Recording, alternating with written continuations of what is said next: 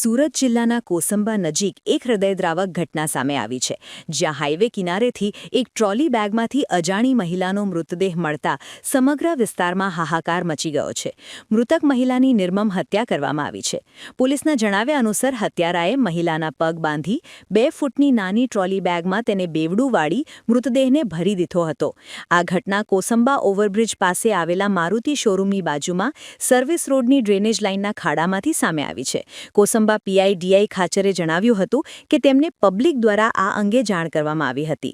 ઘટના સ્થળે પહોંચીને પોલીસે અંદાજિત 25 વર્ષની એક અજાણી મહિલાની ડેડ બોડી શોધી કાઢી હતી.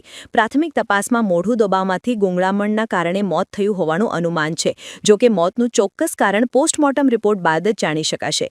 હાલ પોલીસે મૃતદેહ કોનો છે અને કોણે તેની હત્યા કરી છે તે દિશામાં ઊંડાણપૂર્વક તપાસ શરૂ કરી છે. આ મામલે વધુ વિગતો મેળવવા માટે આસપાસના વિસ્તારોમાં પૂછપરછ અને સીસીટીવી ફૂટેજની તપાસ કરવામાં આવી રહ્યા છે.